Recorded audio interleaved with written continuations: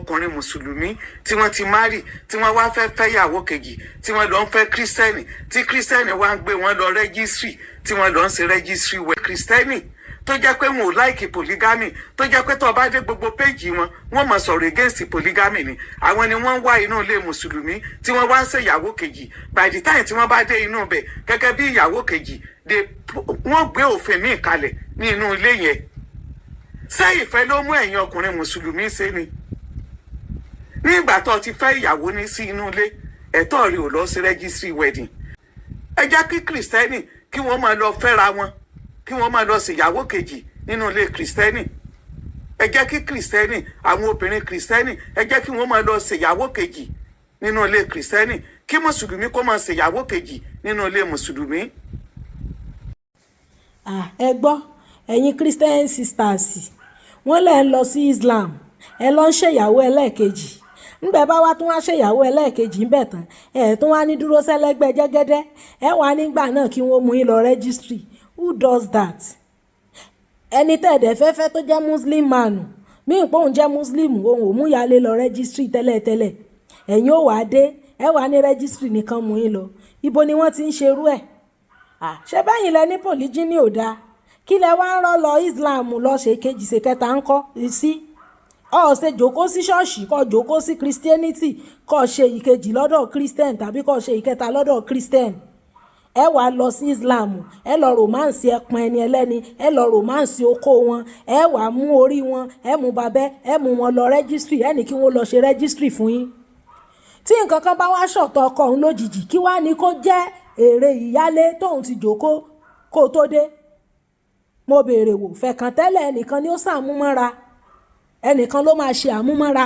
ní ibi tó ti lọ ṣe ẹlẹ́ẹ̀kejì ẹlẹ́ẹ̀kẹta yẹn which is àwọn ìyálé tí wọ́n ṣe àmúmọ́ra níbẹ̀ ọ̀tọ̀nu àbọ̀sìnbọ́sí òótọ́ wá ní dúró sẹ́lẹ́gbẹ́ jẹ́gẹ́dẹ́ ó wá ní kí wọ́n mú ọ nìṣó ní rẹ́gísítírì ibo ni wọ́n ti ń ṣerú rẹ̀ ẹ̀yin ọkùnrin náà ó dàbí pé ní tán bá ti gbóbò lẹ̀ fún ìgbọ́n mọ́ kọ́lọ́ ń jẹ́ ẹgbọ́n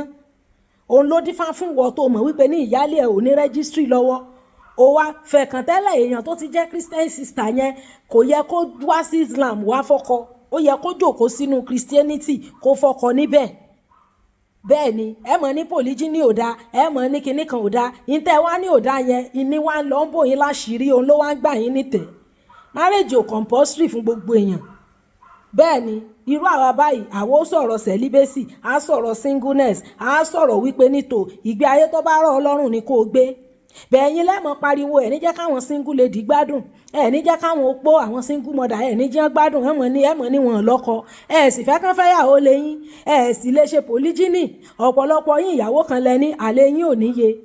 ọ̀pọ̀lọpọ̀ àwọn tó jẹ́ ìpè ní single mother ni wọ́n àwọn tí wọ́n ń dó wọn níye wọ́n á máa fi wọ́n ṣe àyè bẹ̀ wọ́n máa fi wọ́n charge oko wọn wọ́n máa fi boost oko wọn ọ̀pọ̀lọpọ̀ àwọn Christian wives náà máa ń gbóbò pamọ́ fáwọn ọkọ wọn ọ̀pọ̀lọpọ̀ àwọn ìyá yáàdì wọn hàn fún pásítọ̀ lóbòdò mọ́ for years àwọn single mother àwọn widows àwọn tó ṣe é pé ní wọn lọ́kọ ní ṣọ́ọ̀ṣì àwọn ni wọ́n fi ń ṣàyè ibẹ̀ wọn á láwọn ò lè fẹ́ wọn ṣèkejì ẹni tí ò bá ti lè fẹ́ yàwó méjì kò lè dóbò méjì nù bẹ́ẹ̀ ni mo sọ fún yín because ẹ̀ lè cheat nature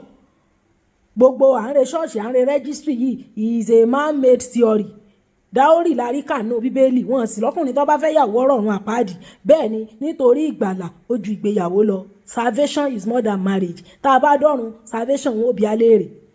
ẹ wàá black paint polygyny ẹ ní òdà ńgbà táwọn sísá yín bá wá fẹ́ wọ menopause tàbí tó jẹ́ pé bóyá single mother ni wọ́n tán ti marry tí nǹkan kan ṣẹlẹ̀ àbí bóyá widow ni wọ́n tọkọ kú tán dẹ́sì yọ̀ǹgì wọ́n wàá mọ̀ lọ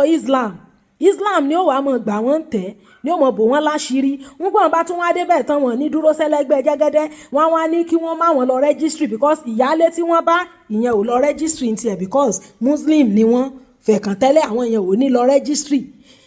so tó o bá ti wá rí ọkùnrin kan tó jẹ́ pé Muslim ni tí ò mú ìyálé lọ registry ó wá wá bó ṣe romance ẹpọn ẹ̀ bó ṣe romance okó ẹ̀ bó ṣe fọwọ́ ra lórí tí ó fi fún dọ́gbọ́n mú wọ lọ registry tó bá mú ọ lọ registry tán gbogbo wa la mọ̀ wípé ní ìyàwó tí wọ́n fẹ́ ní registry òun ló ní gbogbo ogún ọkọ lábẹ́ òfin ìwọ ọkùnrin náà kí ló rò pé ó máa become of your children and ìyálé tó ti fẹ́ kó tó fẹ́ ẹni sérékodé tó mú lọ registry mo béèrè wò religion tó ń ṣe wọ́n ní kò dáa kó ṣèyàwó ẹlẹ́ẹ̀kejì kó ju síbẹ̀ kó di grandma síbẹ̀ kó wọ menopause síbẹ̀ láì lọ́kọ who cares tó o bá ti lè ṣèyàwó kejì lọ́dọ̀ christian tó o lè ṣèyàwó kẹta lọ́dọ̀ christian má lọ ṣèyàwó kejì àbí kẹta lọ́dọ̀ muslim ẹ má fìyẹn ṣe bójúbójú ẹ wá débẹ̀ tán tẹ̀ tó wá ní dúró sẹ́lẹ́gbẹ́ jẹ́gẹ́dẹ́ ẹ wá ní kí wọ́n mú yín ní ìsóní registry who does that? àwọn ọkùnrin yẹn náà ni wọ́n máa ń fa gbogbo orúfàkúfà yẹn wá inú ilé sórí àwọn ìyálé tábà tiẹ̀ sọ pé nítò ọkùnrin fẹ́ ìyàwó ṣébi kó wá gbé lérí ìyálé kó wá fún ní ráìtì jù ìyálé lọ ni à ń bọ̀sibọ́sí ìyálé ò ní rẹ́gísítírì ẹ wàá mú ọmọ tẹ̀sẹ̀ fẹ́ ẹ mọ̀ lọ rẹ́gísítírì yóò wá dé yóò wá kápá kànga bí apá àjàpá ìyálé ò ní ríbi jòkó sí who does that? Who does that? Ó tọ́ ni náà bẹ́ẹ̀ bá dé gbogbo àwọn platforms àwọn christian platform wọ́n mọ̀ speak against the polygyny yẹn ló dẹ̀ gba ọ̀pọ̀lọpọ̀ wọn tẹ̀ polygyny yẹn òun ló daṣọ àṣírí gbogbo wọn àìmọye àwọn christian sisters tèmi mọ̀ tó ń jẹ́ single mother tó ń jẹ́ widow tó ṣe é pé nítò islam ni wọ́n ti padà lọ lọ́kọ èmi ti ẹ̀ mọ woman kan tó jẹ́ pé ní widow ni tó yẹ pé ó ti bímọ tí pastor kan déètì ẹ̀ pastor yẹn náà ìyàwó ẹ̀ kú ni ó kú díẹ̀ kó fẹ́ báyìí ló dọ̀mpù ẹ̀ tó ní òun ò lè fẹ́ second class woman òun ò lè fẹ́ oní tó ti bímọ Sisi ló padà lọ fẹ́ that woman waited for years kó tó ṣẹ̀ṣẹ̀ lọ fàlájì kan tó lọ ṣe third wife níbẹ̀ ó wá fẹ́ wọn tán wọ́n wá ní kó mọ́ ṣiṣẹ́ olúwa mọ́ gbogbo unity títí ń pàfọ́ọ̀mù chọ́ọ̀chì wọ́n ní kó mọ́ kọrin mọ́ kó mọ́ interpret mọ́ yóò wá jókòó sọ́dọ̀ yín so tó bá tiẹ̀ lọ síbẹ̀ tí wọ́n lọ rèé fi ọ ní ẹlẹ́ẹ̀kejì ẹlẹ́ẹ̀kẹta ọ̀ ní dúró sẹ́gbẹ́ jẹ́gẹ́dẹ́ fẹ̀kàn tẹ́lẹ̀ ẹni ẹlẹ́nìkan ni ó ṣàmúmọ́ra pé wọ́n fẹ́ fi ọ léhùn tó ní dúró síbẹ̀ ẹni kí wọ́n mú yín nìṣó ní registry ó dùn bẹ́ẹ̀ lọ jókòó sí ṣọ́ọ̀ṣì kọ́ lọ ṣèyàwó kejì àbí kẹta lọ́dọ̀ pásítọ̀ àbí lọ́dọ̀ ẹnìkan tó jẹ́ christian man kan lè rí ṣe yẹn wọ́n tún máa gbabẹ̀ tún lọ ṣọ́ọ̀ṣì mínú yín wọ́n á tún fààyè gbà yín pé kọ́ ọmọ lọ ṣọ́ọ̀ṣì tó o bá wo ìkan ló máa fọwọ́ mú o lè lọ sílé muslim láti lọ ṣe second wife as a christian lady kó wá tún ní kán mú ọ lọ registry kò possible christian should marry christian muslim should marry muslim even lórí ìkànnì àìmọye àwọn tó jẹ́ christian tẹ́lẹ̀ tó ṣe pé islam náà ti remarry torí tán bá stay sí christianity they will keep on deceiving them wọ́n á dẹ̀ máa fọkọ bú wọn wọ́n dẹ̀ ní jẹ́ kán lọ́kọ wọ́n á ní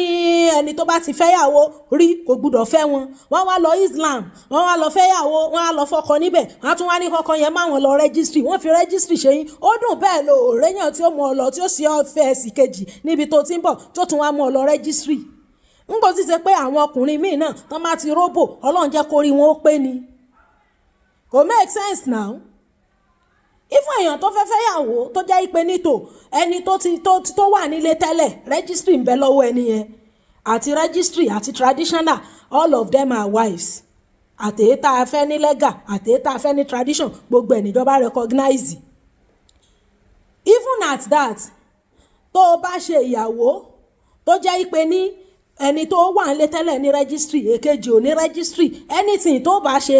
tó bá ti lè kọrúkọ tọkọ bá ti lè kọrúkọ ara ẹ̀ sí 0 ni anything tọkọ bá ní ẹni tó ní registry certificate òun ló ní nǹkan yẹn kò bá jẹ́ ìyàwó ẹlẹ́kẹwàá ló tó ṣẹ̀ mú lọ registry tó bá ikú pi ẹni yẹn ló máa claim gbogbo property ṣẹ́yìn kì í ronú lẹ́ẹ̀mejì abẹ́rò wípé registry wọn kàn ń lọ ọbẹ̀ ló fìfò wọn ń lọ ọbẹ̀ ló fege ni ọ̀pọ̀lọpọ̀ yín nìyẹn ẹ fẹ́ ìyàwó ẹlẹ́ẹ̀kejì ẹlẹ́ẹ̀kẹta ìjọ tẹ bá fẹ́ mú àwọn ìyàwó yẹn lọ registry ẹ̀ ní dágbére lady kan ló ń sọ fún mi wípé ọjọ́ tí dádì òun mú ìyàwó kékeré wọn lọ registry òun kúrò nílé ní monday òun lọ skúlù ó dẹ̀ di tuesday wọ́n mú ọmọbìnrin yẹn lọ registry àwọn ọ̀rẹ́ òun tán wá rí wọn bẹ̀ náà wá ń pè òun pé àwọn mọ̀ rí dádì ẹ ní registry ó lòun ní dádì òun wo tóun kúrò ńlé lánàá wọ́n ti pa wọ́n ti kún gbogbo àwọn alábòsí àwọn tán jẹ́ gbọ́n dádì òun àbúrò dádì òun tó ṣe pé wọ́n máa ń lọ lé mọ́mí òun lọ jẹun gbogbo wọn yányán náà kó dání tán lọ gbàbọ̀dè tán lọ ṣe rẹ́gísítírì fún ìyàwó ẹlẹ́ẹ̀kẹta tó jẹ́ christian tán fẹ́ wá muslim dẹ̀ lẹ́ni tó ní sítórì yẹn ó wàá forípo lọ́wọ́ ó forípo lórí ó mú lọ rẹ́gísítírì ó lọ gbẹ̀yìn ṣe rẹ́gísítírì pẹ̀lú rẹ̀ nígbà tí àwọn ìyálé tó ti fẹ́ tẹ́lẹ̀ wọn ní rẹ́gísítírì because they were muslims ó dùn bẹ́ẹ̀ lò jókòó sí ṣọ́ọ̀ṣì ẹ̀yin muslim brothers ẹ má mọ̀ fẹ́ christian sister mọ́ ẹ jẹ́ wọn mọ̀ re ṣọ́ọ̀ṣì wọn wọ́n rè fọkàn bẹ́ẹ̀ ẹ jẹ́ wọn rè fọkàn bẹ́ẹ̀ ó fẹ́ ṣe bẹ́ẹ̀ ní polygyny ò dáa, kí lè tẹ́ wá lọ ń ṣe ẹlẹ́ẹ̀kejì níbi àwọn tí wọ́n fààyè gba polygyny tiwọn? Àbí ológun tẹ́ gbé tí a lórí péèjì láwa tá à ń sọ̀rọ̀ polygyny gan, ẹ mọ̀ ní nǹkan ò dáa, ibẹ̀ náà sì ti ń gbà yín tẹ̀, ibẹ̀ ni wọ́n ti ń bò yín láṣìírí, ẹ wá dé ẹ mọ̀ wá sọ̀rọ̀ tí ò ní túmọ̀. Ọ̀pọ̀lọpọ̀ àwọn tí wọ́n ń bú mi lórí péèjì, ìyàwó kẹjọlá lẹlòmíì nílé ọkọ rẹ̀, ẹlòmíì ìyàwó kẹẹ̀ẹ́dọ́gbọ̀n ni ìyá rẹ̀ nílé ọkọ rẹ̀, wọn ò ní sọ yẹn mọ́rọ̀, á lọ máa ṣe tí ò ní túmọ̀, àwọn àníkàn mọ́ wọn lọ rẹ́gísírì nígbà tó ti mọ̀ pé o bá yà lé ńlé. Who does that? Tí rẹ́gísírì bá wù ọ́ jókòó sí ṣọ́ọ̀ṣì tó fi rí síngúlù tí ó fi ọ, bẹ́ẹ̀ ni o ò lè lọ Islam kó lọ fọkàn bẹ̀ kó o dẹ̀ mọ̀ pé ìyáálé wà ń bẹ̀ tí wọn ò mú lọ rẹ́gísírì, wọn wàá mú wọn lọ rẹ́gísírì. Who does that? Tó bá dẹ̀ ti mọ̀ pé lọ ń ṣèkejì lọ ń ṣèkẹta ń bì kan kó o níṣẹ́ ẹ lọ́wọ́, tó bá ti táwọn ìyáálé bá ti fà tilẹ̀ mọ́ta pẹ́ kó o tó dé wò ó, páálí ló máa jẹ, gírá báyìí ló máa jẹ, àlejò tó fòrú wọ̀lú ni gírá ló máa jẹ. So ẹ yé mú ìyàwó kejì lọ rẹ́gísírì tẹ́ bá ti mọ̀ pé ìyáálé ò ní rẹ́gísírì lọ́wọ́. Who does that? Ẹ wàá sọ ẹni ẹ mọ̀ tán pè ní rẹ́gísírì ni. In fact tó bá ní àwọn lọ́ọ̀yà tó make sense, gbogbo property even kó já abroad lẹ́ ń gbé, wọ́n á trace yín wá Naija ń bí, gbogbo property tó bí orúkọ yín Naija gbogbo ẹ̀yán ni wọ́n kó fóun ni wọ́n kó fún un. Ó wá jọmọ ródóródó ẹyọ kan ló bí fún yín. Èmi ló fẹ́ ṣẹlẹ̀ sí gbogbo àwọn ọmọ gbàǹgbàǹgbà táwọn ìyálé tí wọ́n ti bí, èmi ló fẹ́ ṣẹlẹ̀ sáwọn. Ojú kòkòrò ṣé bẹ́ẹ̀ ní polygyny ò dáa, ẹ jókòó sí ṣọ́ọ̀ṣì kí wọ́n mọ̀ pretend àwọn tí wọ́n fẹ́ yàwó kan tó ṣe pé àlè wọn 15 ni, kí wọ́n mọ̀ forípò yín lórí, kí wọ́n mọ̀ tàn yín jẹ. Tó bá fẹ́ ṣèyàwó kejì lọ ṣe nílé Christian, tó fẹ́ ṣèyàwó kẹta lọ ṣe nílé Christian.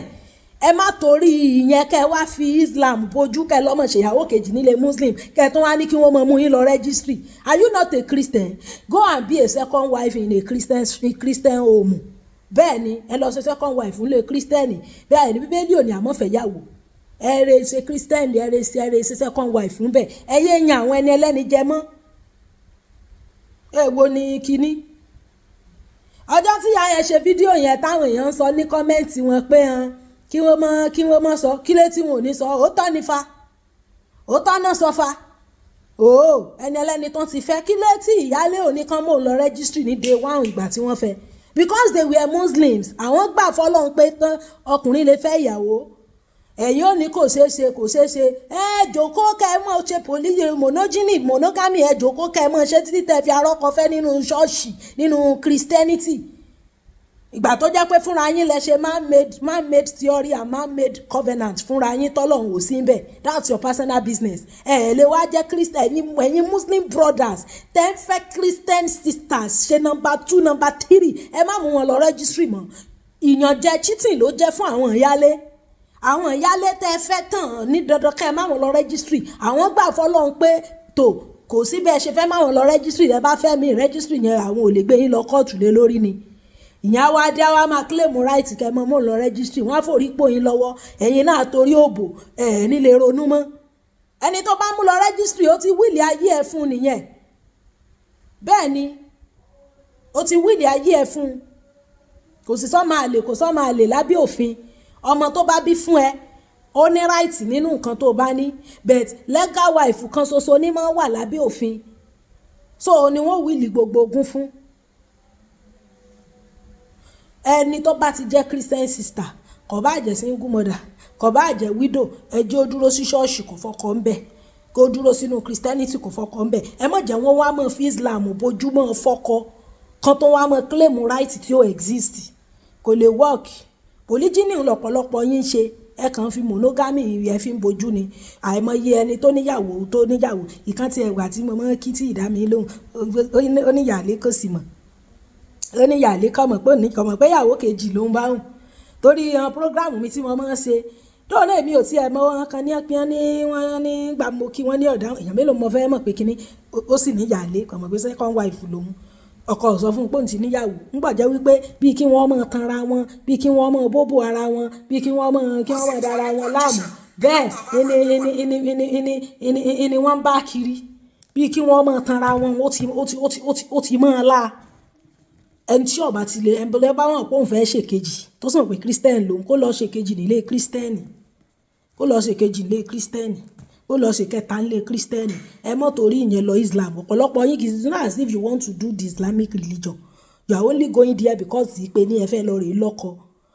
kì í ṣe pé tinú yín wá tinú yín wá pẹ́sìn wulẹ̀ ó dìdí wù í ṣe torí ẹ̀rọ kan fẹ́ nínú Christianity ilẹ̀ ṣe lọ Islam